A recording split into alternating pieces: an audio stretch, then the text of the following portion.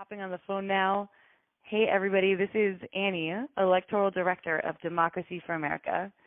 Welcome to Political Revolution Night School, the interactive, engaging training program designed to build up key campaign skills in field organizing, media, fundraising, building a strong central team, storytelling, and more.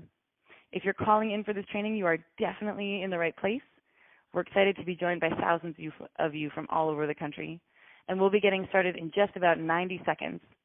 So if you're on the line now, just hang tight. Again, we'll be getting started at the top of the hour. Everyone is on mute so that you don't hear lots of dogs barking or background noise. And I'm going to repeat myself just a little bit until we kick things off so that everyone knows that they're right here in the right place. We're going to be joined by some amazing trainers, Brianna Fisher in Texas, Alejandro Chavez in Arizona. And you can follow along with the visual content at www.democracyforamerica.com/training. Again, one more time, you can follow along with the visual content at democracyforamerica.com/training.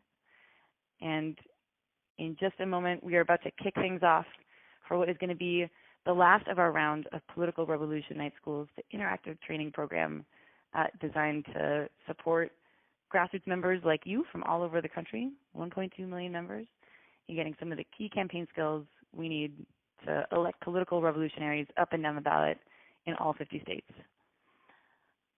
And with that, it looks like we are just about at critical mass, so we are going to kick this party off. Awesome. Welcome, everybody. Let's get started. So again, this is Annie Weinberg. I'm the Electoral Director of Democracy for America, and I want to just formally welcome everyone to our Political Revolution Night School, the interactive, engaging training program designed to build up key campaign skills in field organizing, in media, fundraising, in building a strong central team, in crafting an authentic story and a compelling narrative, and more. Really honored to have all of you here tonight, and honored to be joined by some amazing trainers for this incredible session, which is all about building a strong central team. So that means setting up the systems from the get-go, from soup to nuts, so that you can launch your campaign with success. You can follow along with our slides and our video at www.democracyforamerica.com/training. I'm going to say that one more time. It is www.democracyforamerica.com/training. The meeting ID and the password are going to be pre-filled in for you, and you just need to add your name. So a couple things to expect from these night schools. I see that there are many familiar folks on the line. So many of you have done these trainings before. Over 10,000 folks have signed up to participate in these skill sessions. But as you know from earlier sessions, these are interactive. We're going to be asking questions, and you can vote by pressing the numbers on your phone. And those responses will vary 1 through 5. So again, you can vote on some of the questions that we'll be asking by pressing 1 through 5 on your keypad. We'll also have time throughout to take your questions, and you can do that in a few different ways. You can press 0 on your phone, and you'll be entered in a queue so that you can talk to a DFA staffer and ask your question live.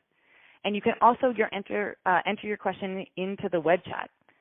So see the bar at the bottom, and you can enter your question in at the web chat.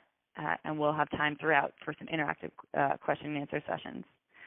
We'll also be sending out a survey after this for some key takeaways so that you can continue putting these skills into action in your community so that we can win some of these critical seats, flip the Senate, transform state legislatures, get them back from some of these terrible anti-woman, anti-worker Republicans, and change our city councils, our school boards, our prosecutor seats all over the country in all 50 states.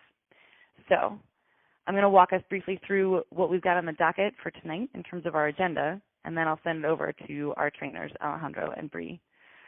Tonight is all about setting up strong internal systems, what it takes to build your campaign team from the get-go so that you have shared metrics, shared purpose, and shared goals. Bree is going to talk a little bit more about actually launching your campaign, filing your candidacy and your paperwork, doing an overview of your social media, what you need to do before you formally launch in terms of one-on-ones with your family, research backgrounders, and figuring out what you want to make sure to launch with on day one at your actual kickoff event.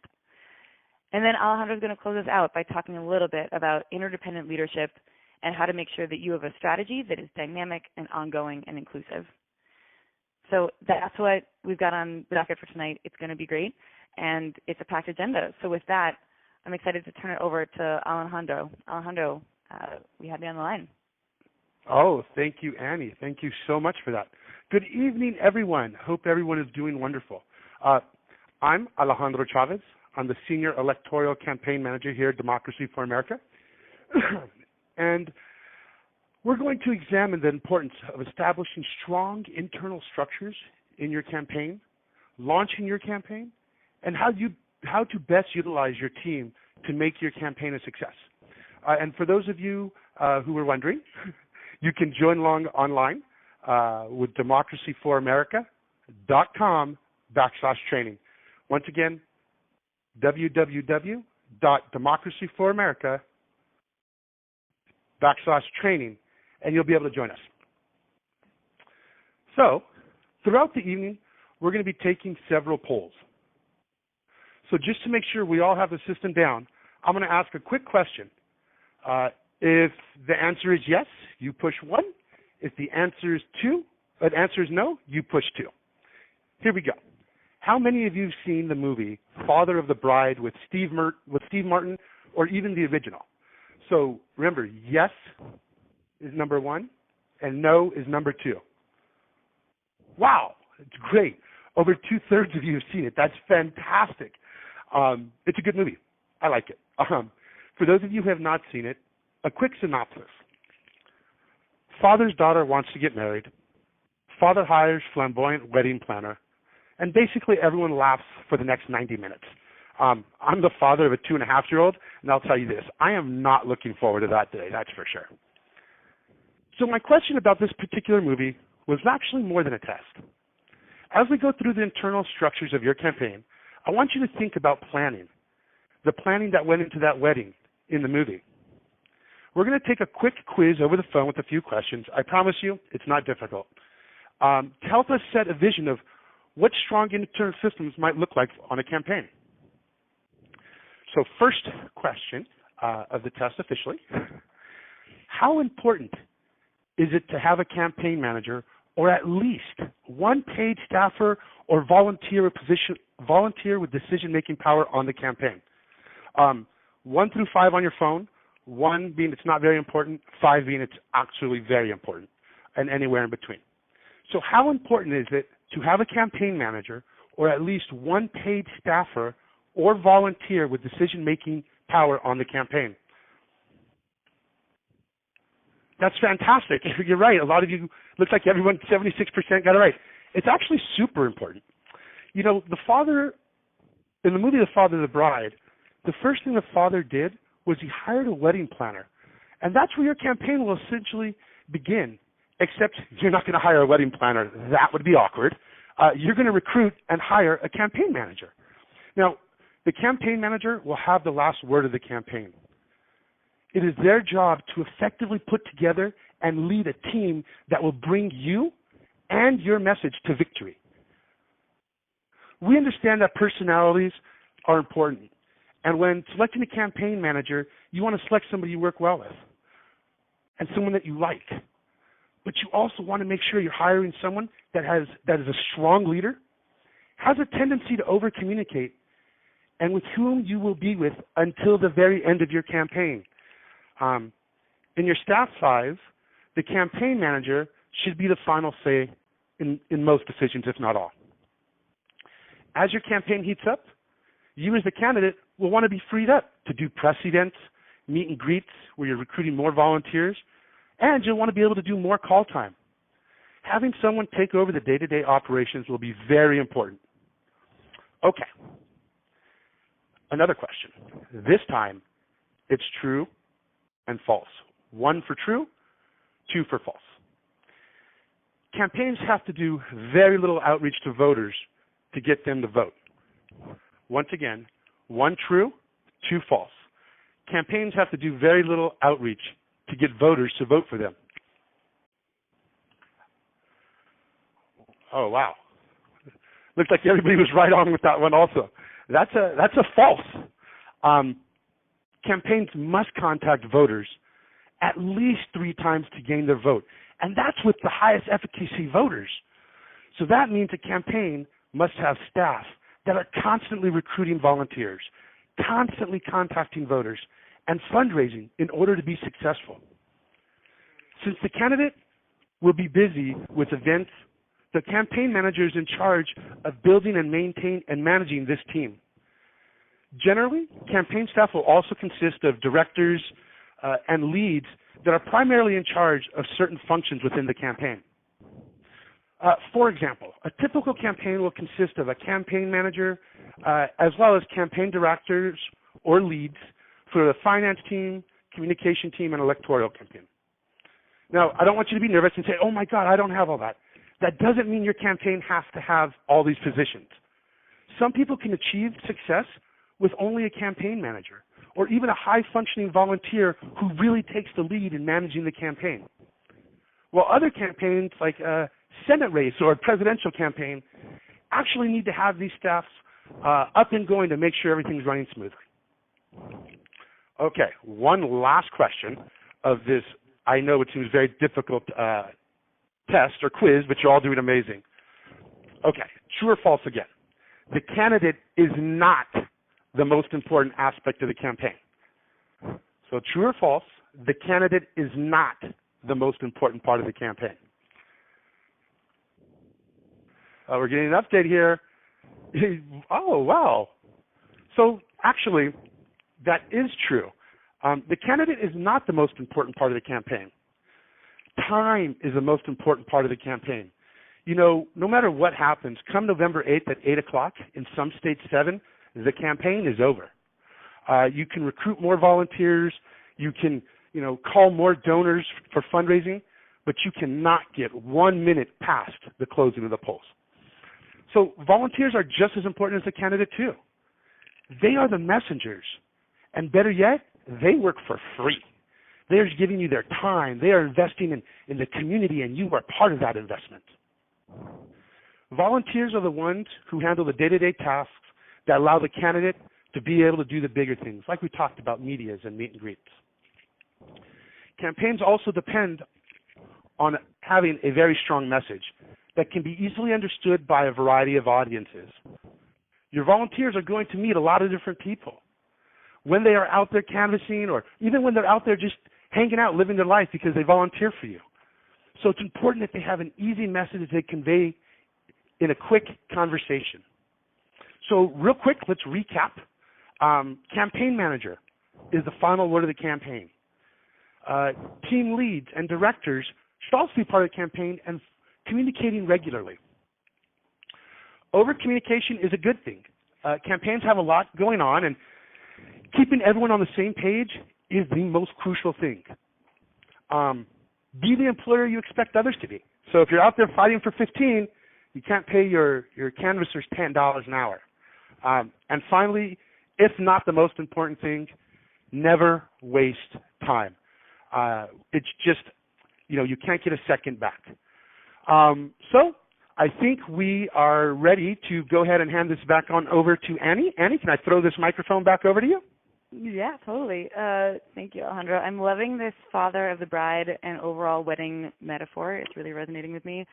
I think because I was bridesmaiding this weekend, and I think being a bridesmaid is not unlike being a campaign staffer. You got to make sure that you have your little emergency kit with you, and you're taking care of someone where everyone is clamoring for their attention. And you got to make sure that you have a watch, and that it be really tough with people about getting them where they need to be on time. So I'm loving this metaphor. And I'm going to do another call for questions. So questions about the campaign manager-candidate relationship, questions about what you need to launch with, please press 0 on your phone, and you'll be put into a queue to ask your question live.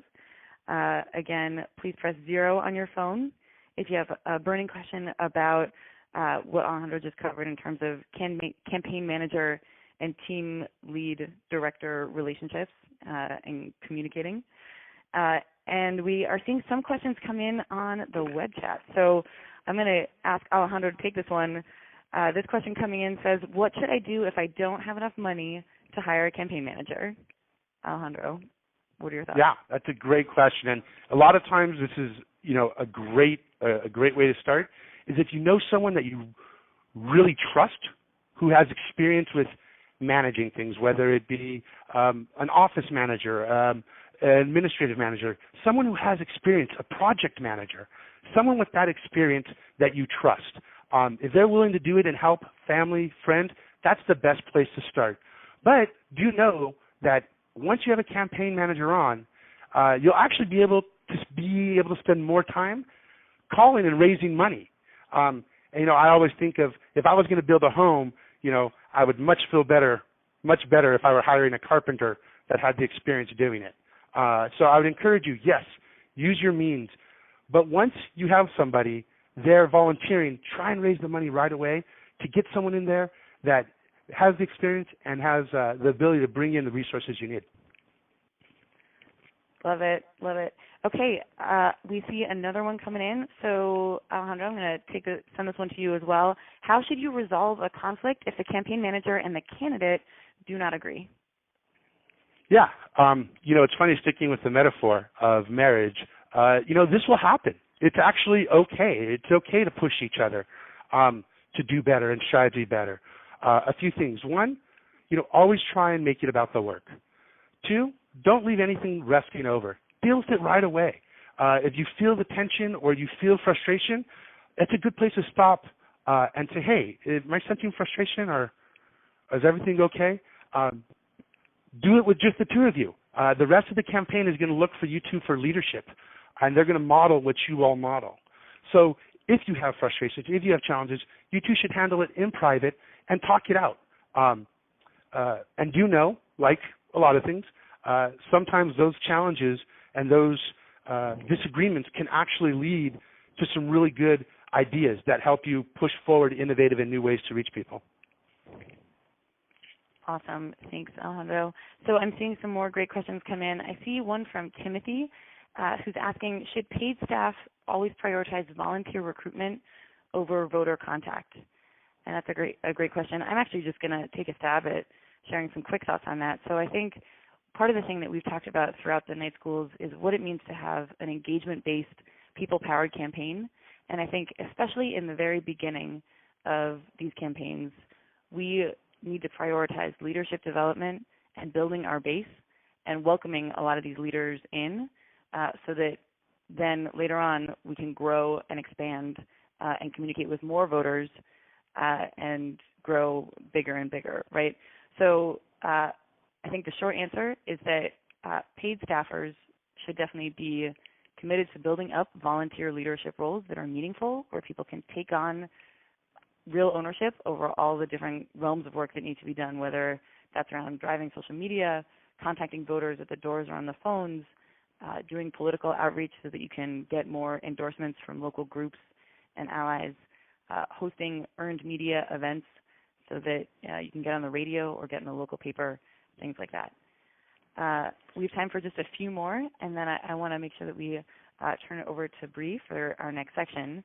So, Annie, can I add on to that question real quick? Yeah, that go for it. Question? Please do. Yeah, I actually think it's not an either or. I think if you arrange your time where you have maybe paid staffers in the daytime when there's just less voters to contact, there are some, but the truth is you can do a lot of voter contact and mass voter contact when people are home from 4 to 9 o'clock at night. So during the daytime, it's a great time to have paid staffers reach out to volunteers, try and find those people to fill shifts, come in and support, because it's just as important. So I wouldn't think of it as an either or as much as it's about prioritizing and strategizing when and managing and time management. Great. Excellent. So I think we have another question from the chat, and then we may have a live question. So this question here is from Florence. What happens if the candidate has a strong personality and wants to micromanage? I'll take a stab at this, and then I bet Alejandro has some wisdom to share too. I think you can't really be the candidate full-time and the campaign manager full-time. So that's what Alejandro was saying about, needing to make sure that there's some leader who's got decision-making power over building out the plan and the strategy to win. There's just too much stuff to do for you to be able to communicate with volunteers and donors and voters, to stay fully present and able to be on and sharing your compelling narrative, to also be able to craft the entire plan for victory, to manage consultants, to think about hiring on more staff. So the roles are pretty different. So I'd say it is good for candidates to be able to know what's going on. You know, if you are running for office yourself, you want to be able to be fully present. It's your name on the ballot and it's your name on those materials. But they're pretty different roles. So you got to just make sure that, as Alejandro said from the very beginning, it's clear who's driving what projects, and that you trust each other. So, Alejandro, anything you want to add before we try to take it to? I think we're going to have Susmita on in just a moment, but. Yeah, I just, a lot of times, my father was an attorney, and the golden rule for attorneys and for doctors is never self-diagnose, never self-represent. And I think it's very true in this moment as well. That we should be able to be fully disengaged from the role, so we could be fully engaged as a candidate.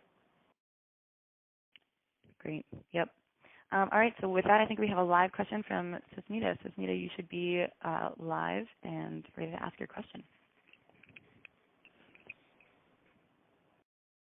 Hello? Hey, Susmita, are you there? Yeah, I'm here. Great. Okay, you are live. What's your question? Oh, well, sorry, I did not dial any number for question.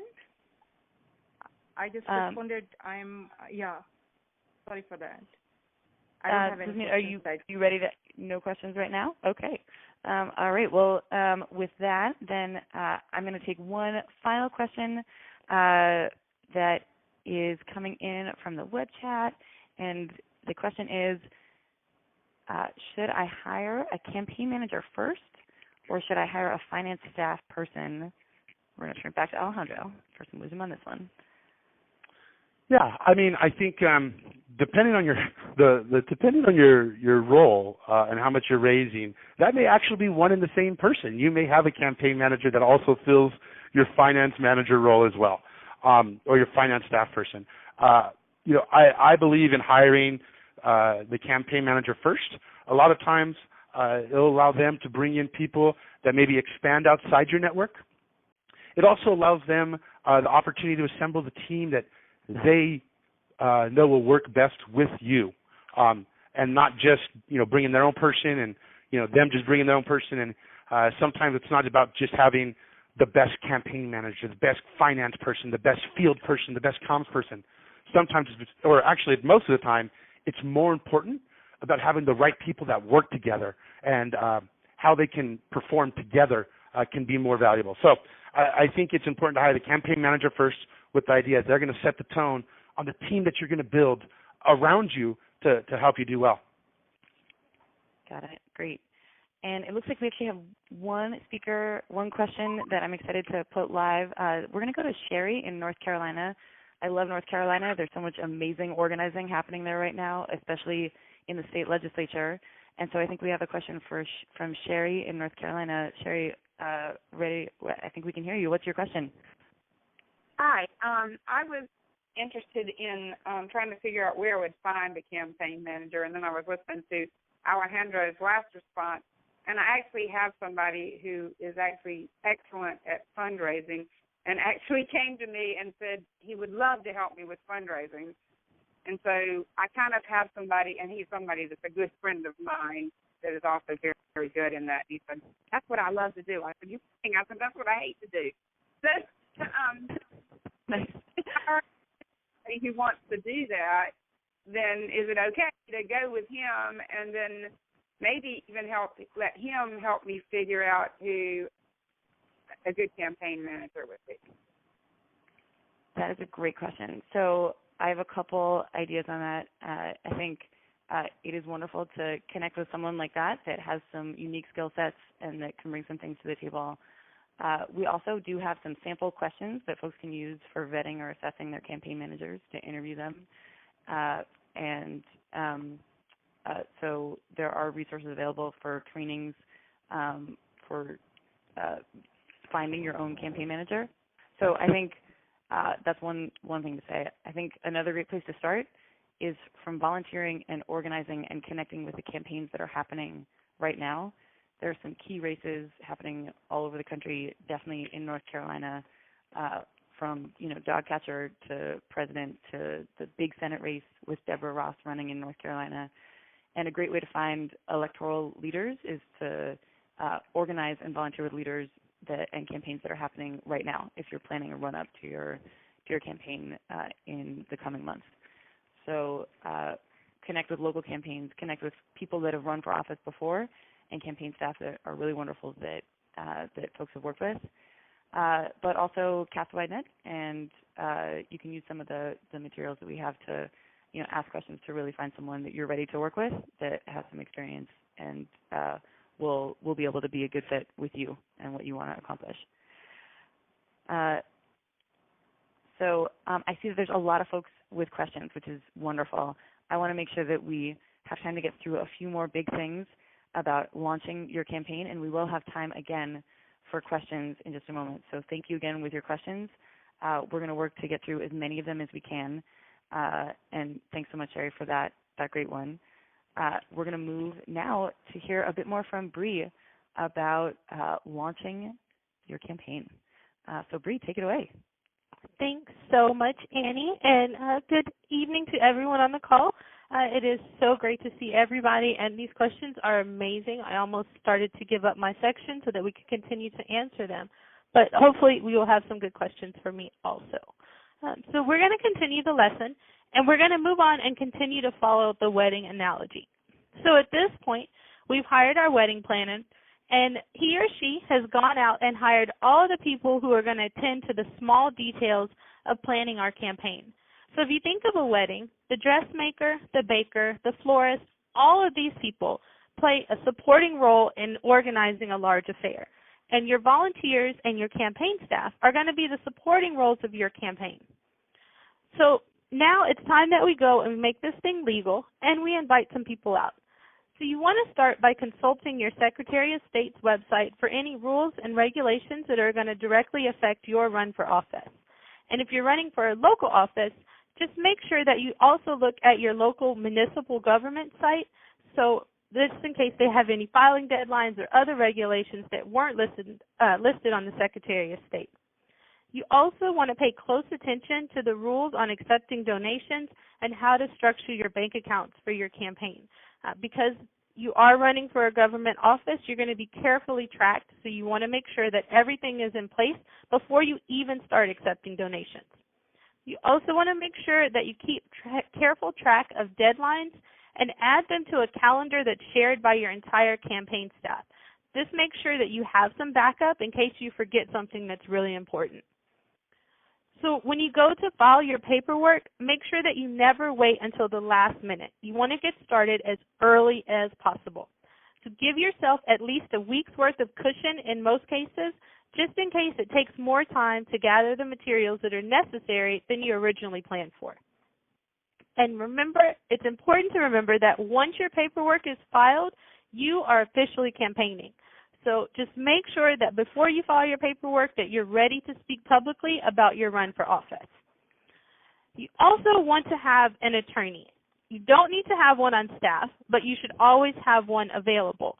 And make sure that he or she reviews all of your forms and checks any of the legality of any questionable associations that you may have.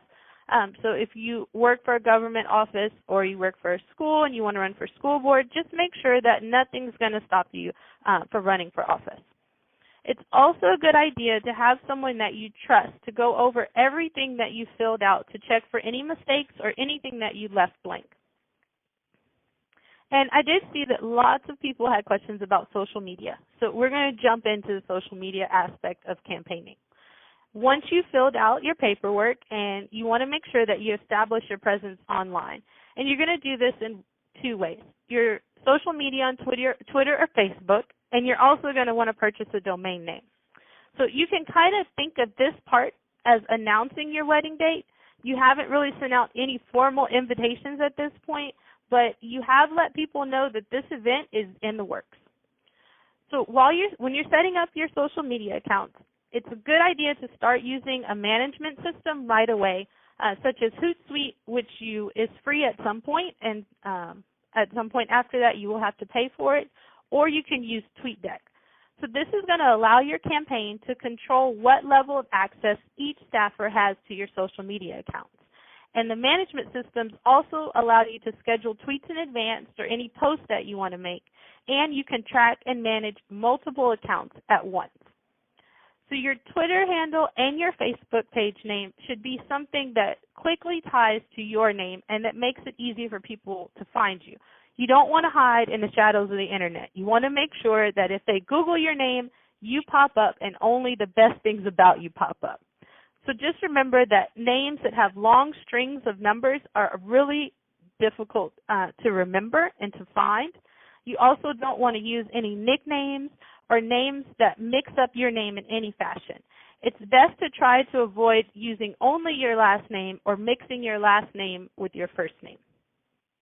So this can really make it difficult for search engines to find you. So just make sure that your name is as it is. I'm sorry, I can't talk. It is as it is on your government ID. Some good examples of usernames are either your name exactly or with your first initial. You can also use your first name and something like for Congress or for school board at the end. And this is also a good method to keep your campaign and your personal accounts separate. So I do have a quick tip for that. If you're using multiple accounts for your campaign, let's say you want to have 2 Twitter accounts or 2 Facebook accounts, if you use a Gmail address, you can use multiple web addresses or multiple email addresses to go to the same inbox. So for example, if you have samsmith@gmail.com and you want to create another Twitter account, you can use sam.smith@gmail and it will go to the same inbox, but it'll create a new account. So if you already have a social media page set up, make sure that you go through it and that you're prepared to defend anything that's listed on your pages. Your opponent is sure to go through them to make sure to see if they can find anything to attack you with, and you want to be ready just in case they do. But you have to remember that you don't want to be afraid to speak your mind on any platform that you're a part of. You ran for office because you have strong opinions and you care about something, and you should never be afraid to silence yourself just because you're scared someone's going to use that to attack you. If you're running for office, you need to be able to stand up for what you believe in and never be scared to use your own voice. So as your campaign is managing your social media, pay close attention to the people that you choose to connect with and whose posts you decide to share. It's a lot better to go ahead and write your own tweet about something than to retweet somebody or to share a post and then you're left defending something that you had no idea what it's about. You also want to go ahead and purchase your domain name. This is very important because you don't want someone to go in and take that domain from you. This actually happened in the 2016 race. In the Republican primary, Jeb Bush 2016 was bought by the Trump campaign. So if you went to Jeb Bush 2016, you were taking to a donation page for Donald Trump. So just remember, don't be like Trump and buy your own domain name as quickly as possible. And you want to make sure that you're not going overboard when you're purchasing your website. A lot of times if you have a common name, the prices can get outrageous to purchase that site. So if you can't find one at a reasonable price, just use your last name and for Congress or for school board, or maybe throw in your middle initial, and that should be fine. So now that we've started your campaign and it's all legal and you've got all of these followers on Twitter and you've got all these followers on Facebook, it's now time to enter the last phase and to get this party started. So many of you have gone through the pieces of this of our previous political revolution night schools on building a narrative or building your voter targeting plan and a lot more. So you've identified about why you're running for Congress or why you're running for office, what the opposition's strengths and weaknesses are, what you can learn from past elections, and the overall state of your district. And you've got a good sense of what your pathway to victory would look like. Your one-on-ones with families should be completed at this time, and they should have a good understanding of what their role is going to be in the campaign. So now that we've come to the end of planning our celebration, the only thing left to do is to attend our event. And at this point, your internal structure of your campaign should be running really smoothly, and everyone should be working on their part to actually kick this off. So most often, the kickoff should include a stand-up live public event in a location that makes sense, given what you're running for and who you are. So if you're running for school board, you're not going to want to hold your campaign kickoff in a local mechanics union. Make sure that you go to the school or go to the places where you're most likely to reach your voters. And it's also a great chance to earn some media and energize your base of volunteers. So make sure that they're all invited and they feel included in the event. At this point, you should also decide on what the amount of pledge volunteers you're comfortable with. So for some campaigns, it may just be 5 pledge volunteers, and for other campaigns, you may need 100 to actually do the work. Once you've reached this, it's a great time to announce that on social media or to announce it at your kickoff event that you have 50 pledge volunteers who are ready to follow you through this campaign. Your actual event doesn't have to be incredibly flashy, but again, just make sure that you include all of your staff and volunteers and make sure that they feel a part of it.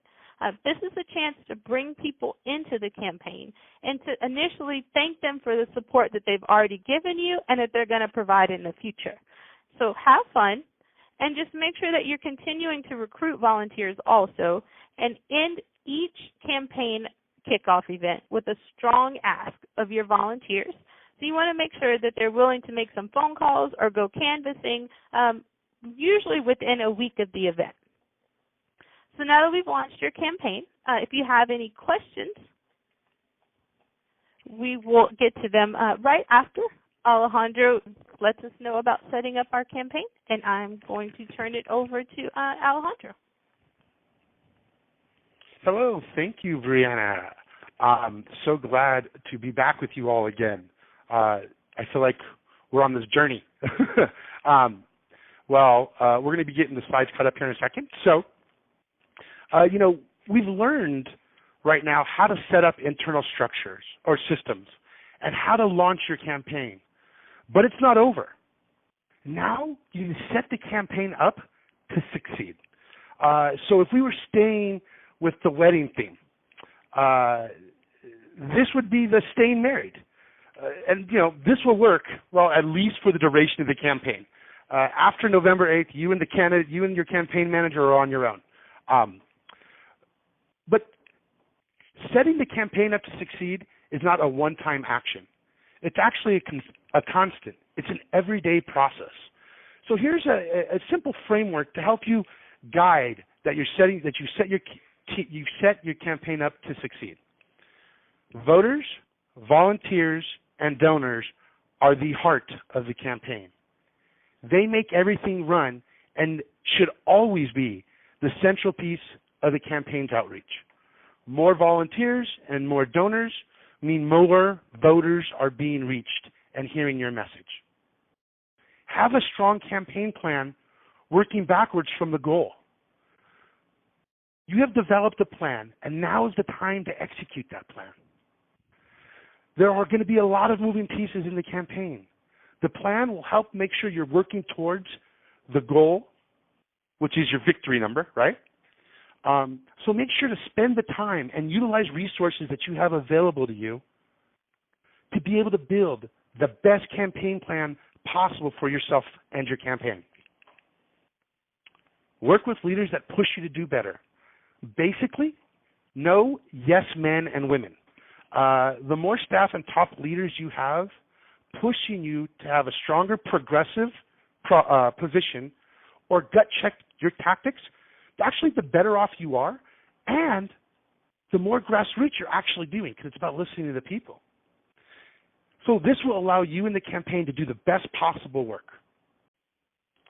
Trust the team. We talked earlier about how important it is to have a campaign manager that leads and plays this important role. So you have to trust the team. The campaign manager and the candidate, and as a candidate, you have assembled a team of people that you believe can do the best job. So trust them. Now, that does not mean you're a pushover and you go for every idea. But you should trust their experience and their leadership and allow them to flourish. This one could be the hardest for candidates. A lot of times candidates are knocking on doors, they're doing fundraisers, and they knock on a door and they hear education. They knock on another door, they hear healthcare. But the campaign has another message. So they're going to constantly, should we change this, should we change that? So this one is going to be key. Trust the process. Campaigns have been around for a long time, and there are many best practices and strategies. But you have to trust the process for them to work. They're not just a one time and everyone turns out and votes for you. It's a constant, like we've been discussing. You have to take each step in your campaign to succeed. There are no shortcuts. There's no magic way to call 10,000 people with one person in 30 seconds. You need to call, or the campaign needs to call 10,000 people. You also have spent time developing a strong campaign plan with your team and your closest advisors. Now is the time to put it in effect. And like I said, trust the process, trust the people you've brought on to lead you to your victory number and lead the campaign to success. The campaigns will only be as successful and the leaders only as successful as the leaders and volunteers that are carrying the message. For those of you who are active with Obama in 2008 or in 2012, this slide might look familiar to you. It's an independent leadership model. The basic idea is that campaigns run better with more people, and not only one person can do it by themselves. But if each leader is recruiting, training 2 to 4 more people and volunteers, it's always going to get better. It's going to grow. But more important, people are receiving and giving input on the campaign. And so you're growing and people are invested in it. And that's a way of developing leaders. But more importantly, developing leaders that function at high levels of these campaigns. Like we've talked about, these different roles. Sometimes you don't have to go out and find them. You can homegrown them at home with this interdependent leadership model. So, if you're going to do this, this means you cannot be the decision maker. You can't be making all the call all the shots. You have too much chaos going around. You'll have lots of leaders running around, leading on independent projects, coordinating with nobody. What this means is that you can move forward with shared metrics, shared vision, and a shared purpose. That's getting this campaign to victory lane. And if you have everyone knowing where their goals are and their roles, people are going to have a good time and want to come back for even more. And this is how we build lasting power election after election without having to restart every 2, 4, 6 years. We keep adding on, not restarting. So for those of you who have been with us throughout the whole call, it is that time again where we're going to take a little peek into what's happening with you, and we're going to do another survey question. This one on a scale from 1 to 5. The best campaign plan is long and has very specific data, and it's super detailed. Once again, the best campaign plan is long and has very specific data and super detailed. Let's go ahead and hear how that goes. Let's see how the voting went on that one. 1 through 5. Oh, great. Okay, so actually it's a mixed bunch. Wow, so interesting. Actually, the answer is number 2. The truth is the campaign plan should be something your team can reference regularly and quickly. It will help you keep everyone on the same page and working in the same direction. The campaign's going to get crazy. There's going to be a lot going on. This is a simple way to always focus everybody and get everyone focusing and working in the same direction. Now, each team, don't get me wrong, comms, field, finance, each team should have a plan with goals and metrics and how they're going to meet them. But the campaign plan is an overarching vision of how we get to the win, and we want people to constantly be able to reference it. All right. There is a good chance that this is the last question. I'm not sure. I mean, I did help write the agenda, so I'm kind of sure. But this may be the last question. And this one's to see who's been paying attention. Volunteers and donors are the life/blood of the campaign. Volunteers and donors are the life/blood of the campaign. Let's see how that's going to go. And wow, 98%, fantastic. True. You need money from the donors to create the message and the materials. So volunteers can take and deliver that message and those materials. So voters will listen to these volunteers and vote for this campaign and candidate. You know, I heard a statistic once that said voters that speak with volunteers of a campaign are 75% more likely to vote for the candidate. Here's the best part. They do it for free. They're just investing in you and your progressive vision. Donors are key, but they're not only the top donors, also small donors. Basically, there are fewer large donors in the world. We wish everybody was a top large donor, but that's just not the case. Also, a lot of small donors give you $5, $10, $3. They'll actually be able to give you that again in big moments. So you may be able to raise another $3 during a crucial time where you might not be able to get that from a large donor. As campaigns, we always want to thank our volunteers and donors and just talk about it. And we should. But the best way for you to thank everyone and appreciate their support is giving them a return on this investment, on their time and their dollar to see you represent this district and serve the community. So, telling them thank you is great. Sending an email, awesome. But the best thing you can do is work your butt off, have a strategic campaign, have strong internal systems, have a great launch, and set your campaign up to succeed. Because if you do that, you're going to position yourself for the best opportunity to win your election, and that will be the best thank you to your donors, your voters, and your volunteers of victory on election night. Oh, I'm sorry. There is one last slide. But it's not really a campaign. It's not really a quiz. So let me just go to it because we mentioned it before. Always be recruiting. Have fun with it. Always invite more people to join the campaign. You know, I can't tell you how many times I've been out with friends and I've recruited 1 or 2 people to join me for a walk. Sometimes, I'm not going to lie, I recruit people to join me to play golf. We're not all perfect. But you know what? Since we're speaking of recruiting, I just want to put this out there for everybody. Over the next 60 days, you're going to get a lot of emails from myself and other staff from DFA asking you to be part of the progressive change we're fighting so hard for. The training that you're all joining in on these last 5-6 weeks. When you get that email, when you see the subject line, when you see our logo, when you see my name, open the email. Because DFA is going to be asking you to host a house party. It's going to ask you to make a few calls, go canvassing. And I want you to remember this moment. And I want you to click yes.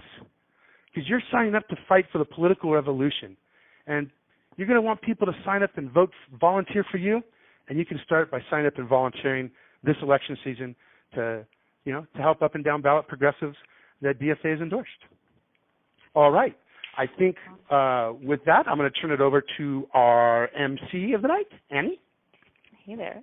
Awesome. All right. So we have a few more questions in the queue, and now we are going to move into another round of questions. So again, press 0 on your phone if you'd like to get in the queue to ask a question live. And folks are asking some amazing things and adding some very powerful insights in the web chat. So again, press 0 or submit through the web stream and do what Alejandro said. We're all going to sign up to build this political revolution. I think we have Chad on the line. It looks like Chad from Maryland here to ask a question. So Chad, you should be live. What's your question?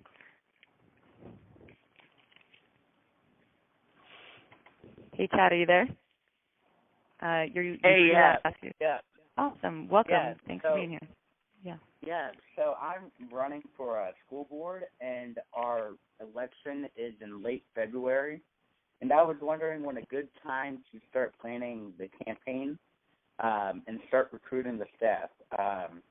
What a general time frame it normally takes for a school board election to be successful in recruitment and both voter outreach. I can build this. Go for it. Go, Alejandro. That's great. I just wanted to say thank you, first of all, for throwing your hat in the ring and running. That's awesome. Alejandro, go for it. Yeah, Chad, that's fantastic. And, for a lot of people who don't know, school board is not a paid position. It doesn't make $175,000 a year like members of Congress, and they actually push a lot of work. So we really appreciate you running. I think it's important that we have progressive values there. I would say, look up on the website.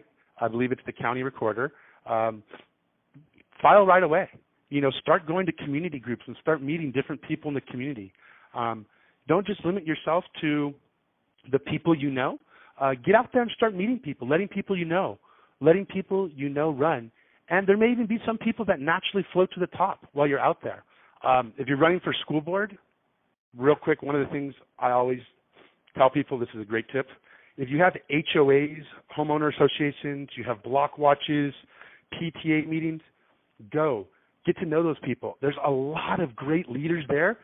There's a few of them. There's not going to always be a packed house, but a lot of times those are the strongest leaders, and people a lot of times will look to them for leadership.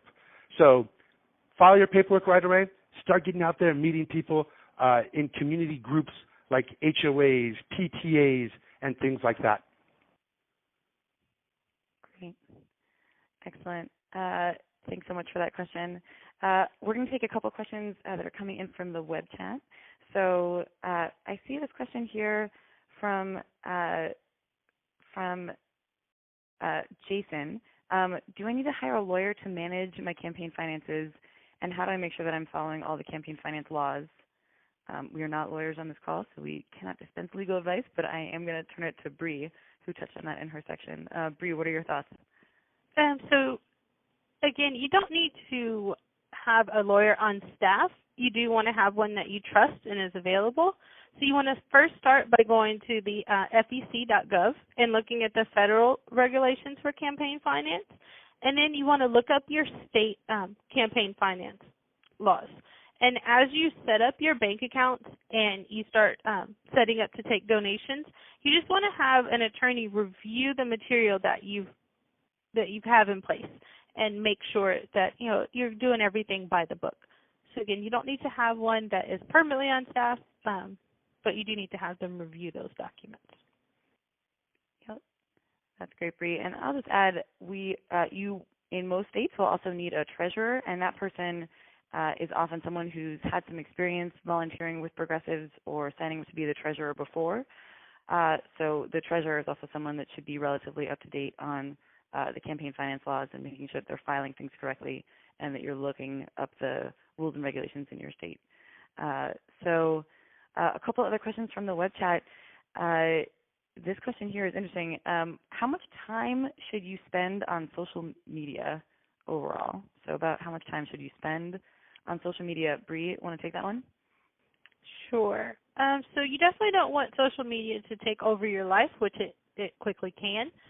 If you're running a campaign, you want to make sure that you're not spending more than 45 minutes to an hour on social media, and that includes planning what you're going to send out and actually sending them. If you use a management program, you can actually schedule your tweets days in advance and even your Facebook posts. So a great way to do that is to have someone that plans at least 3 or 4 days worth of posts or tweets from articles or anything that you just want to say, and go ahead and have those on the schedule so that your social media is always active. And then anything that you see that's immediate or anything that comes up for that day, that frees you up and you only have to spend another 5 or 10 minutes just sending out something really quick that's brought up that day. But you want to make sure that your social media is always running. So always just have something backed up that you can, again, schedule. It can be a graphic or it can be an article. It can be anything really, or just something that came out of the top of your head that you might want to share later that evening. But schedules work to make sure that you're not spending so much time on social media. Great. Fantastic question and fantastic answer. So we're going to look at this question from Linda. Linda asks, should you ask for a donation to attend your kickoff event? I'm going to ask Alejandro to take that one. Alejandro, what are your thoughts? Ask for a donation to attend a kickoff event. That may be the place for you to get the largest donations. Yes, your tables should have contribution forms. You should have people walking around. Look, you're going to be having a big event. You're going to be having your name everywhere, your message. You're going to be giving a great speech. You're going to be having a lot of people. This is going to be a big moment. Yes, you don't make it mandatory by any means, but you do want to encourage people to donate, and you do want to constantly encourage people to donate as much as possible. So yes, you should. It shouldn't be a requirement. You're not going to have a bouncer at the door collecting $5 from each person. I mean, if you want to, you can. I've never seen that before. I'm not totally against it, but I would encourage you to have it more of, as a suggestion, and encourage people to constantly be asking people throughout, have you donated? Even when you give your pitch, you might want to even pitch, hey, thank you for all being here. I can't do this alone. I know a lot of you will be able to volunteer. Hopefully some of you can donate, and you can even donate right now at www and so forth. Love it. All right, I think we have a live caller on the line. Heidi from Montana has a question. Heidi, what's your question? You're live. Hi. Well, I don't know if you got my other one, but that one was about how and when we can access the VAN, the Voter Access Network. And the other one, oh, shoot, I was going to ask, I'm sorry, I lost that one, so that one's fine. Thank That's you. Okay. We've covered a lot in this getting hitched to democracy metaphor, so that's a great question about the VAN. As I think a lot of folks here know, we've got some experienced campaigners and some new folks, but the VAN is the Voter Activation Network. In some places it's called Vote Builder, but it's essentially the voter file with a bunch of the data that you can use to organize and manage and recruit your both your base of supporters and your persuadable voters and all of that. Alejandro, do you want to share some thoughts on the VAN and when to buy it? Yeah, absolutely. First, and there's also in California, they have PDI. So each state may have, most of them, almost everybody has the VAN, but some states may have something different. So it's just a voter file.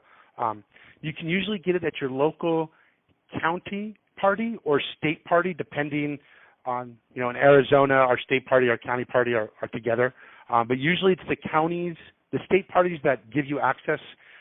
It's X amount over the month. I can't remember. They usually will work with you. But I would encourage you is if you get on a campaign now, there's a good chance that you could actually develop the leadership skills to actually be able to say that, to be able to learn the VAN or how to use it, the file, so that way when you do have access for your campaign, you're not stuck trying to learn it for a little while. They will also have trainings.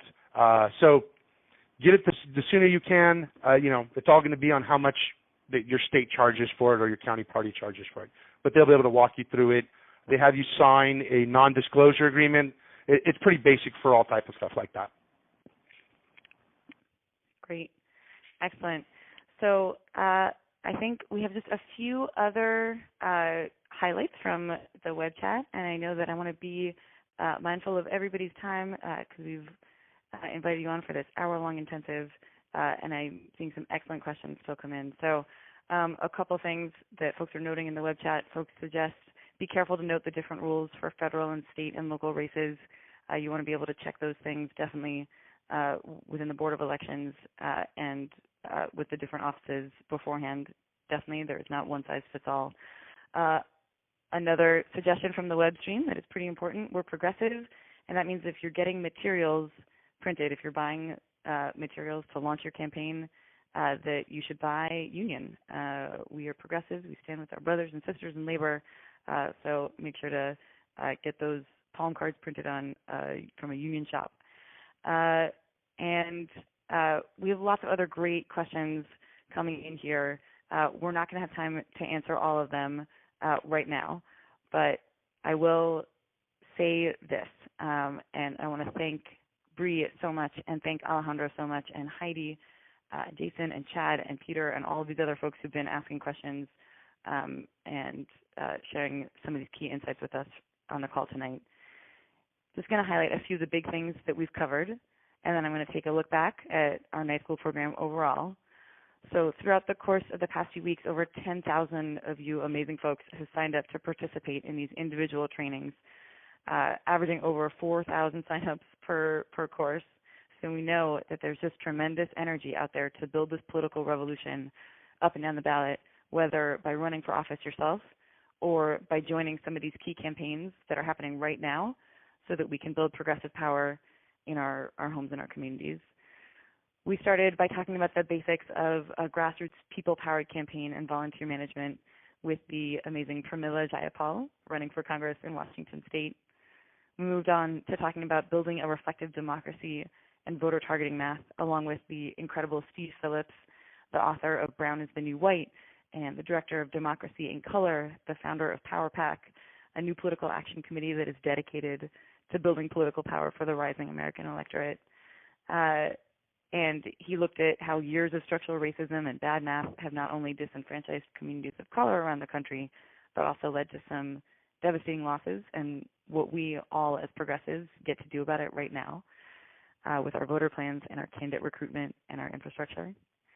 We then moved on to the wonderful Bree, whom we heard from again tonight, to dig into storytelling along with Mondell Robinson and talk about building a compelling narrative, so the ways that you build a clear and authentic story of yourself and of the community that you're fighting alongside and the choices that voters face.